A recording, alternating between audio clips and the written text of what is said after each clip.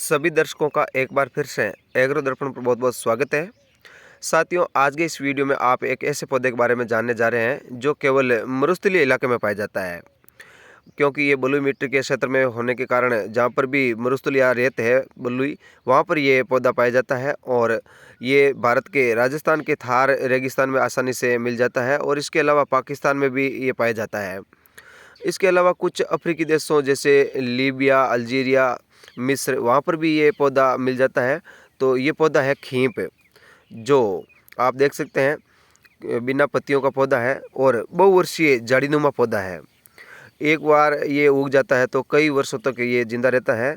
तो ये बहुवर्षीय पौधा है और बहु उपयोगी है, क्योंकि इससे कई तरह के जो मरुस्थलीय इलाकों में लोग रहते हैं वो कई तरह से इसको काम में लेते हैं। इसके छप्पर भी बनाए जाते हैं, झोंपड़ा वगैरह बनाने में काम लिया जाता है और इसके अलावा इसकी रस्सियाँ बनाई जाती है, इसके रेशे से रस्सी बनाई जाती है और इसके जो फलियाँ होती है जिसको खिम्पोली कहते हैं, खिम्पोली से भी सब्जी भी बनाई जाती है। तो आगे आप जो सब कुछ आप देखेंगे, इसका जो आप देख रहे हैं ये रस, इसके रस से जो भी जंगल में कई बार हम जाते हैं तो कांटा चुभ जाता है और कांटा निकलता नहीं है। तो पुराने से पुराना कांटा अगर नहीं निकलता है तो इसके रस से आसानी से निकल जाता है। तो ये है जो आप देख सकते हैं खींप, और इसकी जो फलियां हैं इसको कहते हैं खिम्पोली।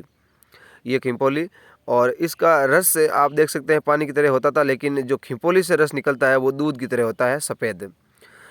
तो ये इस तरह से राजस्थान के थार मरुस्थल में बहुत ऐसे पाया जाता है। और सूखने के बाद में जैसे इसको सुखा लिया जाता है खींप को, और खींप को सुखाने के बाद में इससे झोंपड़े तैयार किए जाते हैं और इसको पशुओं के जैसे आप साफ़ सफाई करना चाहते हैं बाड़े में, तो वहाँ पर इससे झाड़ू भी बनाया जा सकता है। और इसकी जड़ें हैं वो बहुत ही गहरी होती है, क्योंकि ये मरुस्थलीय पौधा है और मरुस्थल में जो भी पौधे होते हैं उनकी जड़ें बहुत गहरी होती है।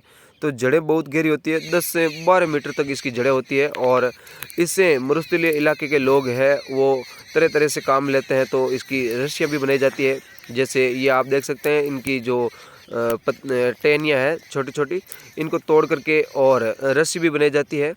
तो ये आप देख सकते हैं इसकी रस्सी कैसे बनाई जाती है, मैं आपको बना करके बता देता हूँ इसको। जैसे ये इनकी ले ली टहनियाँ और इनको तुग्गी कहा जाता है, तो तुग्गियाँ ले ली है और तुग्गियों से रस्सी इस तरह से बनाई जाती है, ये देखिए।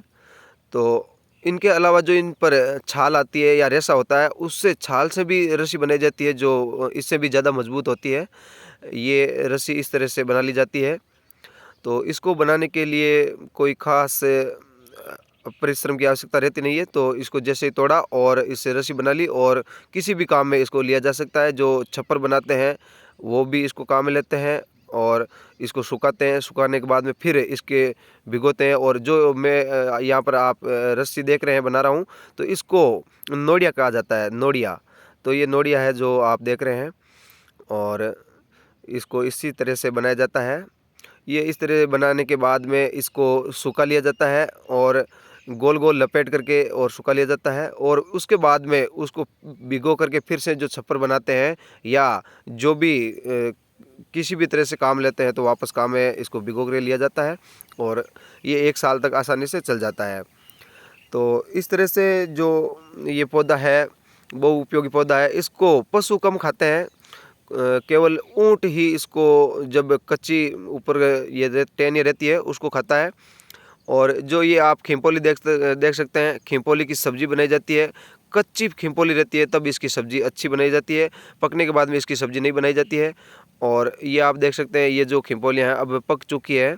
कुछ खिम्पोलियाँ हैं जो अब कच्ची है इनमें, लेकिन ज़्यादातर पक चुकी है और इनसे अब दूध नुमा ये पदार्थ निकल रहा है, ये आप देख सकते हैं। और इसके पकने के बाद में, खिम्पोली के पकने के बाद में इससे बीज निकलते हैं, रोएदार बीज होते हैं।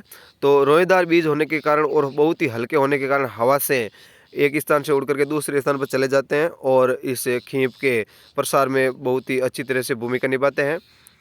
तो ये आप देख सकते हैं। और इसके अलावा इसके जो खींप होता है, खींप के खिम्पोली लगने से पहले पुष्प आते हैं, पीले रंग के पुष्प, पीले रंग के फूल होते हैं जो छोटे छोटे फूल होते हैं और पत्तियां इसके नहीं के बराबर होती है। पत्तियां कभी कभी छोटी छोटी मिल जाती है, लेकिन जो भी मरुस्थलीय पौधे होते हैं उनमें पत्तियां कम होती है, छोटी पत्तियां होती है या पत्तियां नहीं होती है। यहाँ पर आप देख सकते हैं जिस तरह से हम भिंडी की सब्ज़ी बनाते हैं और भिंडी को चेक करते हैं कैसी कौन सी भिंडी है वो कच्ची है, जो कच्ची होती है आसानी से टूट जाती है, उसी तरह से इनमें भी अगर जो कच्ची होगी वो आसानी से टूट जाएगी। जैसे ये देखिए, ये भी थोड़ी थोड़ी पक चुकी है, लेकिन कच्ची एकदम होती है, उसी की सब्ज़ी खाई जाती है। और इसका जो रस होता है उससे खुजली भी हो सकती है।